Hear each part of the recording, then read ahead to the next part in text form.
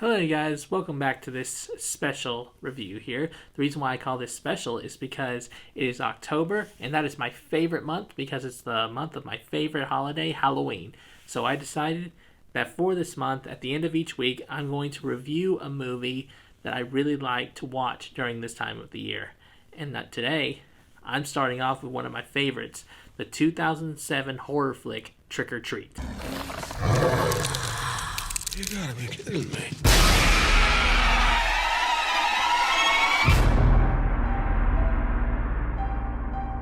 So this movie was Micheal Dougherty's directorial debut, though the origin of this film actually came out long before when the movie's initial release happened.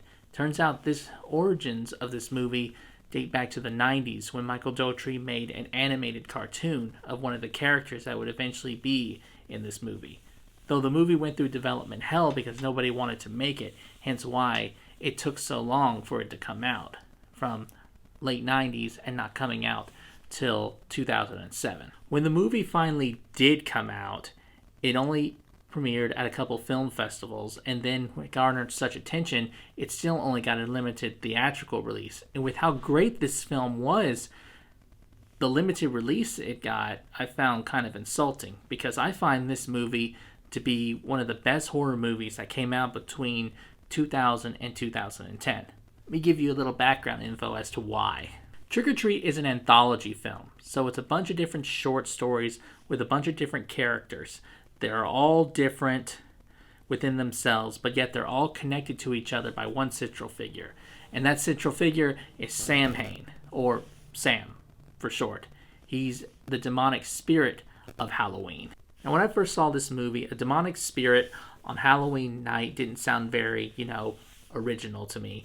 But what made the movie so unique in itself was the fact of how Halloween was treated in this movie and how this one prominent figure plays such a key role in it. Halloween isn't treated like a normal day in this movie, just like, just getting dressed up in a costume to either go trick-or-treating or hanging out with your friends.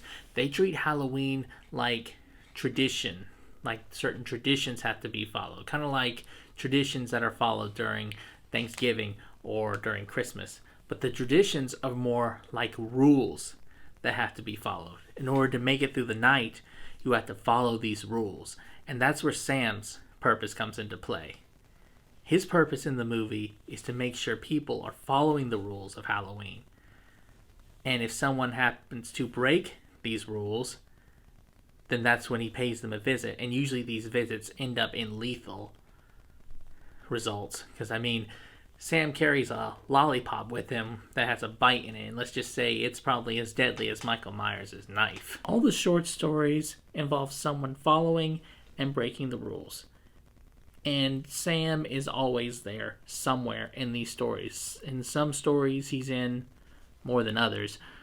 But, it really gives a defined purpose. You really find out what his purpose is in the movie. You don't really have to have someone tell it to you. The most interesting of the short stories is the one that involved Brian Cox. His character was following all the rules except one, and during Sam's visit, he ended up following the one rule that he was breaking, and Sam let him be. So it shows that you can't escape Sam's wrath if you follow the rules during his visit, which was an interesting take on the film. Though, my favorite story, involved Anna Paquin. I loved her Red Riding Hood bit, and I really thought she was probably one of the ones who broke the rules, but she actually wasn't. Trick or Treat is a great Halloween movie. Actually, not great, it's an amazing Halloween movie, and it's definitely on par with John Carpenter's 1978 Halloween. If you guys haven't seen it, it's definitely one I recommend you see this season.